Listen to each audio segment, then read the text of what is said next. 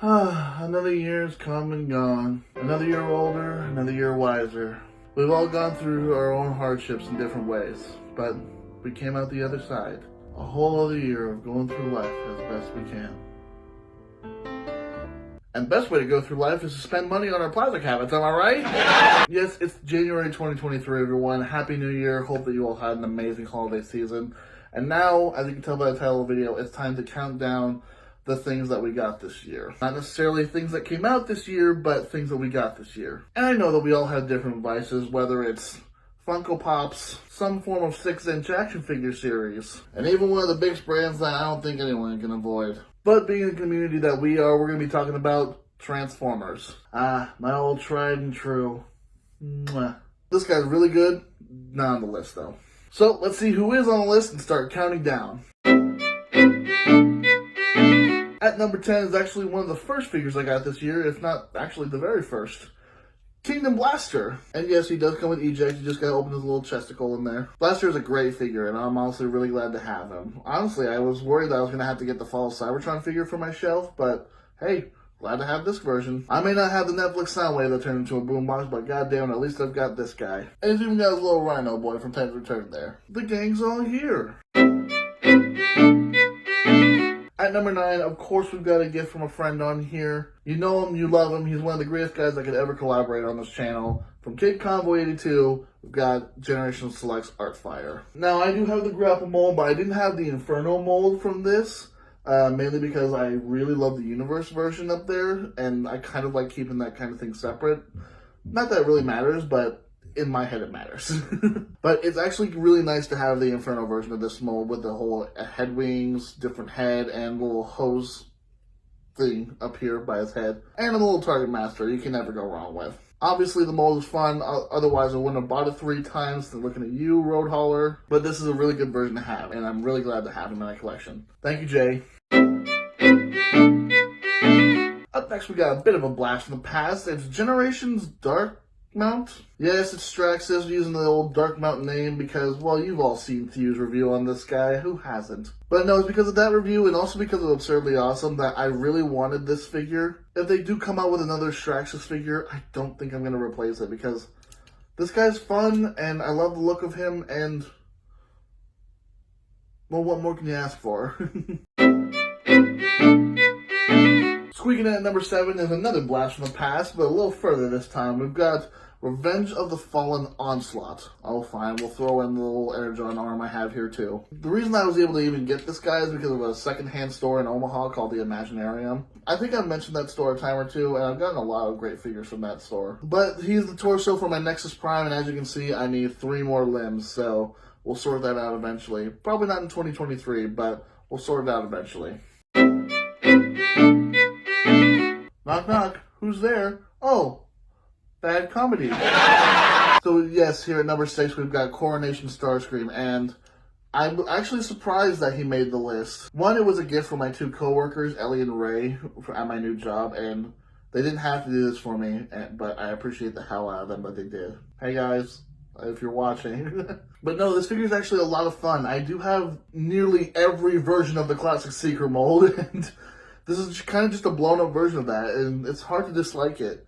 Sure, it might seem lazy in some places, but at the same time, I don't really mind that much. Plus, you can add the cape, the crown, and the shoulder pauldrons. It might not have a waist swivel, but it does have opening hands, and you guys know how much I love those. Alright, top 5, and it's another one that has opening hands. Now, the Legacy line has been throwing out some bangers. I haven't been able to get all of them, but from Wave 1 and Wave 2, I've got a bunch of good ones, and Wave 3 does not seem to be slowing down. Let alone with what's coming in the future. Oh, my pants! And I thought about throwing Bulkhead on here, but something had to come out ahead of him. And that thing was G-Axis. This was something that none of us expected. And to be honest, the fact that it happened at all, and as well as it not being a remold of the Legacy Armada Starscream, it's mind-blowing. This figure is immaculate, and as I said, opening hands. But this figure's posability is astounding. The look is incredible. The jet mode might not be the greatest, but it's accurate. And overall, it's fun. It's self-contained. And really, what more can you ask for a figure like this? It's going to be hard to top an upsell like that, but this is my opinion list, so you're going to have to deal with it. Coming at number 4 is the beautiful, the sexy, the ruthless Override. This girl looks astounding. I can't believe that she happened. I can't believe that they made her. I can't believe that she is essentially accurate. Like, they didn't even G1ify her. Which begs the question, what the hell were they doing with the Prime toys? They G1ified the Prime figures, but Override and Starscream get a pass? I would like some answers on that, but that probably won't happen today. Anyway, Override, the speed leader, Velocitron's queen. I am in love with her, and I don't apologize. Again, number 3 might seem like a weird entry, but again, this is my list, so shut the hell up. Red Cog. I actually didn't get the chance to get the original Cog when it came out in Siege. And I kind of regret it, but at the same time, I was like, I don't have Fort Max, so But Kid Convoy 82 really convinced me to get him. When I found out that this guy was coming out with all the weapons that he came with, I was sold. Sure, I could pine after the original blue, or I could just paint this myself. Or not even bother and just call this guy Cog anyway. Gonna go with that one, because I'm lazy. But this guy is a lot of fun. I'm glad that I actually have him now. The weapons are so much fun to play with. And for a while, I just could not stop flicking him back and forth and just adding him to other figures and just playing around. Alright, number 2 comes with a bit of a backstory. So, at the beginning of the year, I also was able to finish my Transformers animated shelf back behind me. It's absolutely wonderful. I've got everything I want back there on that shelf. To round it all together with just how happy it makes me, there's only one figure it could be. This version of Megatron is a beast. As you can tell, the lights and sounds work, and I never knew how fun this figure was. Like, yes, it's one of the best versions of Megatron because the design is great, the vehicle mode is astounding. How many other times do we see Megatron as a helicopter? The answer is 2.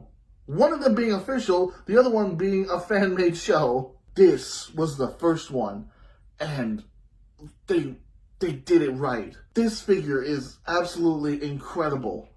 And the fact that I have him with my collection with a basically full animated collection, at least full for my standards, it does my heart joy. Now